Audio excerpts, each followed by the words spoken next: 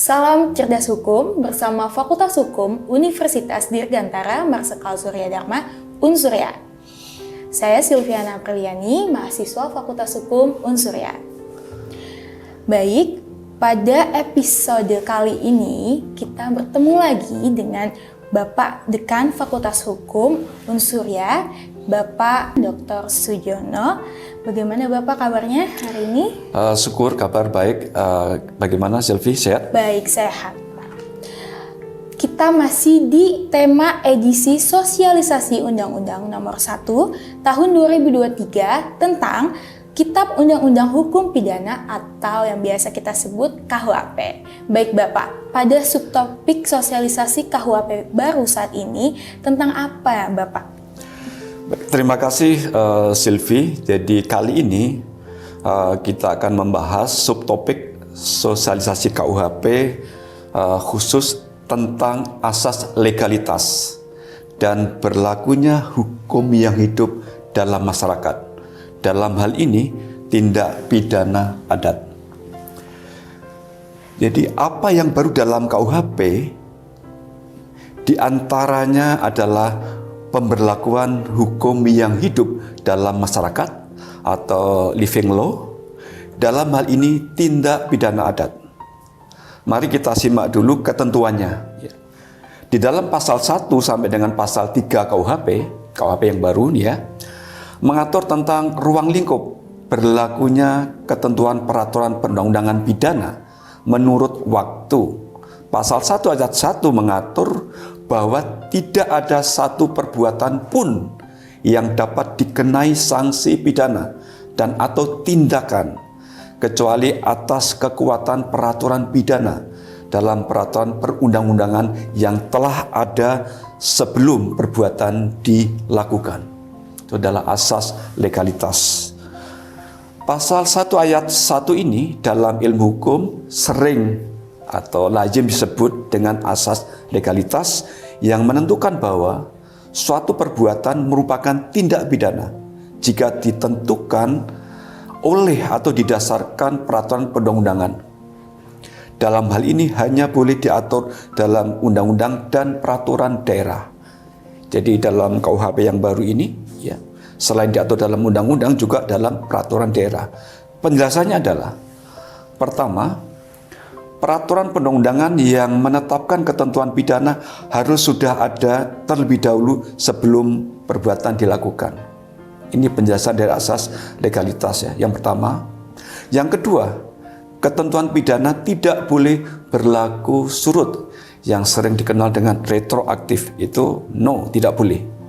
Yang ketiga, dilarang menggunakan analogi dalam penerapan pidana atau penafsiran dengan cara memberlakukan suatu ketentuan pidana terhadap kejadian atau peristiwa yang tidak diatur atau tidak disebutkan secara eksplisit dalam undang-undang atau perda.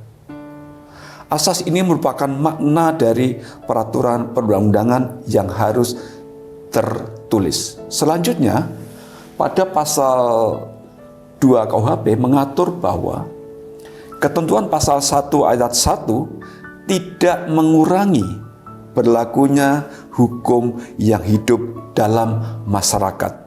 Inilah yang baru dalam KUHP kita.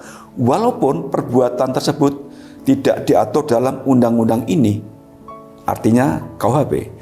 Jadi meskipun tidak diatur dalam undang-undang, dalam hal ini KUHP, ya, berlaku hukum yang hidup dalam masyarakat.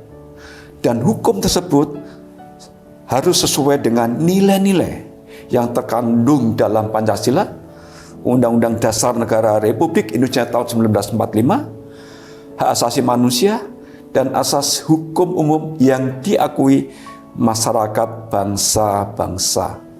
Ini adalah kriteria berlakunya hukum yang hidup dalam masyarakat di Indonesia. Implikasi atau konsekuensi logis adanya pemberlakuan hukum yang hidup dalam masyarakat, yakni tindak pidana adat, maka diperlukan politik hukum pidana adat untuk menentukan suatu perbuatan di dalam masyarakat adat ditetapkan atau termasuk tindak pidana adat atau perbuatan yang patut dipidana adat melalui peraturan pemerintah dan peraturan daerah. Jadi harus ada peraturan pemerintah terlebih dahulu, baru peraturan daerah. Demikian. Baik Bapak, jadi tindak pidana adat ini harus diatur secara tertulis dalam peraturan daerah nantinya, begitu Bapak? Baik, jadi betul sekali. Yang terkait dengan sanksi pidana itu harus ditentukan atau ditetapkan oleh rakyat. Dalam hal ini adalah melalui legislatif di daerah atau yang sering disebut dengan DPRD.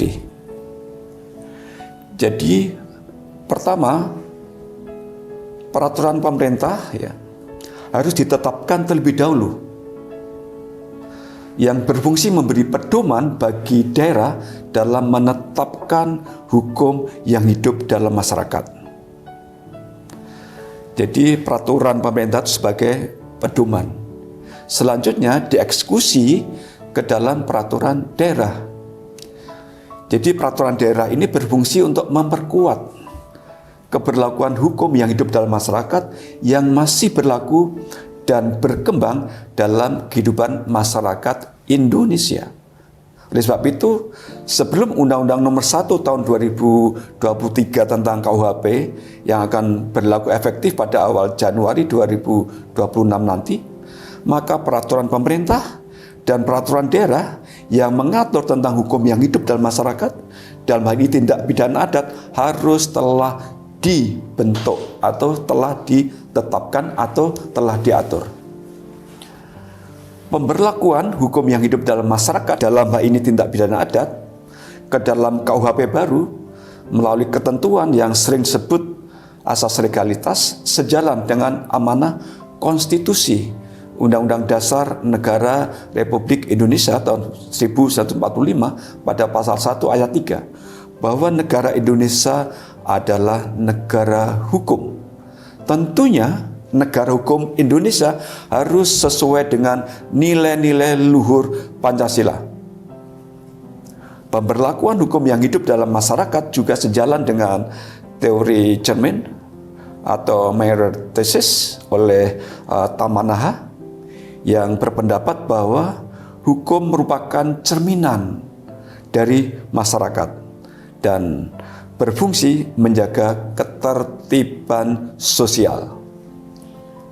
Baik Pak, lalu apa sih Pak yang seharusnya dilakukan di daerah-daerah di wilayah NKRI ini dengan tindak pidana adat nih Pak? Begini. Pasal 18 huruf B ayat 2 Undang-Undang Dasar Negara Republik Indonesia tahun 1945 sebagai hasil amandemen kedua itu menyatakan bahwa negara mengakui dan menghormati kesatuan masyarakat hukum adat beserta hak-hak tradisionalnya sepanjang masih hidup dan sesuai dengan perkembangan masyarakat dan prinsip Negara Kesatuan Republik Indonesia.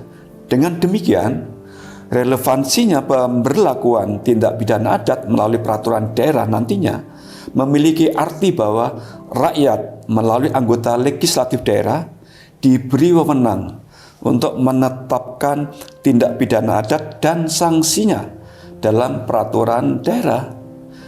Dan menurut saya, hal tersebut juga bagian dari penghormatan terhadap nilai-nilai kearifan lokal atau untuk memenuhi rasa keadilan yang hidup dalam masyarakat setempat.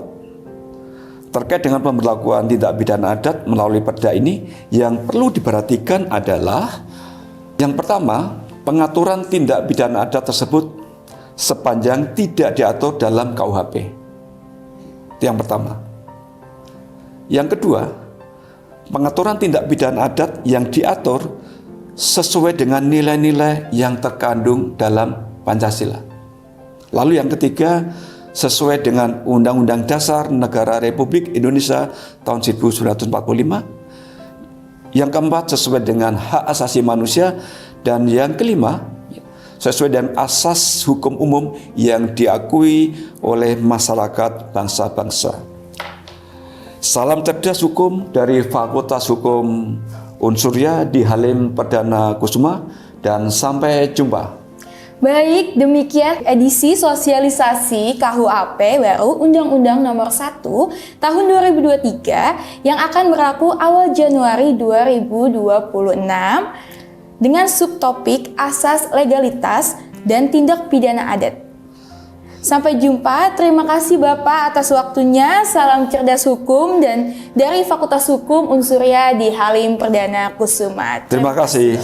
Sampai ketemu kembali.